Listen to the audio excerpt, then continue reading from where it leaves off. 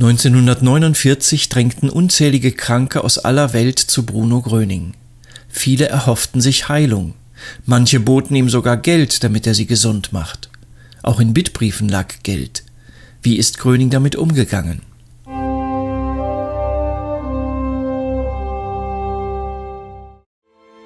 Als im Frühjahr 1949 in Herford die ersten Berichte von unglaublichen Heilungen die Runde machten, befürchteten Kritiker, Gröning sei ein Betrüger, ein Scharlatan, der sich nur bereichern, der nur die Not der Kranken für sich ausnutzen wolle. Doch schnell wurde klar, Bruno Gröning nahm kein Geld für die Heilungen. Ich habe nicht einen einzigen Fall erlebt, bei dem mir glaubwürdig gesagt worden wäre, er hätte Geld genommen oder gar verlangt. Das hätte mich natürlich hellwach gemacht. Aber ich habe nur gehört, dass ein Teller auf dem Tisch gestanden habe, da hätte man einfach hingeben können, aber erbeten oder gar gefordert hat er nichts. Er hat eigentlich nie Geld genommen, nicht wahr? So, das war mehr seine Umgebung, die darauf achtete. Und schade, dass man das manches ihm dann anlastete, was also gar nicht den Tatsachen entsprach. Es ist sehr viel in der Presse angeschrieben worden nachher oder später, dass er sehr gut hätte davon leben können, was er bekommen hat. Aber von mir ist nie etwas verlangt worden. Und dann sagte mein Vater, Herr Gröning, was ist meine Schuld jetzt? Gar nichts, sagt er. Mein Mann wurde nervös und versuchte ja seine Brieftasche rauszuziehen und wollte ihm Geld geben. Da war er schon an der Tür, Herr Gröning. Und mein Mann wollte ihm jetzt einen Schein zuschicken. Ich weiß nicht, wie viel es war aber jedenfalls ein größerer. Und er sagte freundlich, aber sehr bestimmt, nein, geben Sie es nicht mir, geben Sie es den Armen. Nicht ich habe Ihnen geholfen, Gott hat es getan. Die Möglichkeit, Geld zu verdienen, war 1949 in der Zeit des Massenansturms enorm. Nicht nur Gröning selbst wurden verlockende Angebote gemacht, sondern auch seinen Mitarbeitern. Da kamen Leute, also reiche Amerikaner, die von New York sogar herflogen. Ja, die legten einem einen Ring auf den Tisch, nicht wahr? Ne? Und sagten, hier, bringt mir dafür, wenn du mich jetzt zu Gröning bringst. So, aber das war ja gar nicht drin. Ne? Grundsätzlich nicht. Die Autoschlüssel wurden hingelegt. Hier, das Auto gehört dir. Für die damalige Zeit war das schon verdammt verlockend. Nicht? Ein Auto überhaupt nicht zu denken. Nicht alle Mitarbeiter Grönings konnten der Versuchung widerstehen.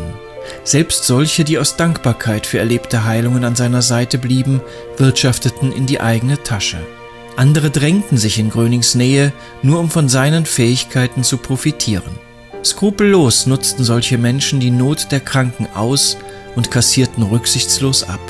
Natürlich schadete das Bruno Grönings Ruf sehr. Dabei hatte er es immer rigoros abgelehnt, Heilungen gegen Bezahlung vorzunehmen.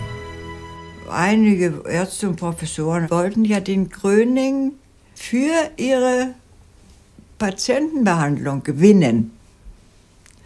Aber das ist dann natürlich auf Profit ausgegangen. Und das hat der Gröning einmal gesagt. Wer diese Begabung bekommen hat, der darf, das ist eine Gabe Gottes und das darf nicht verkauft werden. Sobald ich das Geld annehme, erlischt diese Gabe. Es ist ein kosmisches Gesetz.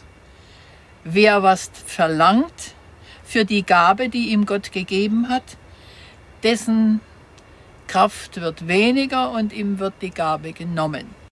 Bruno Gröning hätte einer der reichsten Menschen seiner Zeit werden können, wenn er die Gesundheit verkauft und sich nur um reiche Kranke gekümmert hätte. Ich habe aber den Eindruck, dass er nie ein Mann war, der das von sich aus das Bedürfnis hatte, die Leute an sich zu ziehen und die Leute vielleicht auch um Kasse zu bitten oder nur wohlhabende Patienten um sich zu versammeln, also sie zu sortieren, wen nehme ich und wen nehme ich nicht. Das alles, er wollte den Menschen helfen. Seit 1949 widmete sich Bruno Gröning ganz seiner Berufung, den Kranken zu helfen. Er reiste zu ihnen, hielt Vorträge, gründete Gemeinschaften. Aber für die Heilungen nahm er kein Geld. Wovon lebte er dann? Es stand eine Schale auf dem Tisch, weil alle Menschen sich selber Gedanken machten, wie kommt der Bruno Gröning hier hin und wieder zurück. Wir müssen doch irgendwas dafür tun. Irgendwer muss ja auch was bezahlen. Und da stand die Schale da, wer was geben möchte, darf was geben. und konnte das in die Schale werfen. Aber verlangt hat niemand was.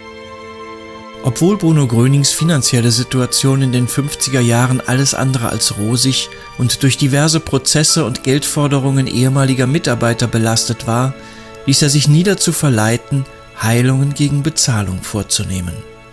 Jetzt legten verschiedene überall Geld hin. Und er hat ein paar Mal gebeten, nehmen Sie das Geld, und dann nahmen sie das Geld nicht. Dann nahm Herr Gröning das Geld, sammelte es ein und steckt es einer Frau in die Tasche. Und wie sich das später das war eine ganz arme Kriegewitwe, die Herr Gröning das Geld gegeben hat. Und die konnte sich ja nicht mehr fassen, dass sowas noch gibt. Und da erlebte ich was Interessantes.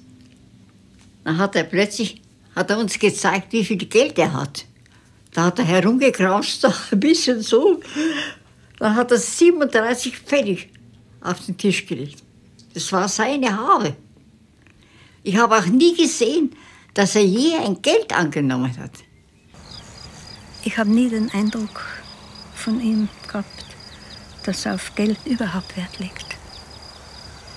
Das hat doch in meiner Gegenwart nie eine Rolle gespielt, ob jemand reich war oder arm. Eben Geld war für ihn unwichtig, was für die meisten Menschen ja das Wichtigste im Leben ist. Das war für ihn unwichtig. Die einfachen Lebensgesetze, die waren für ihn maßgebend. Er war ein ganz einfacher, bescheidener Mensch.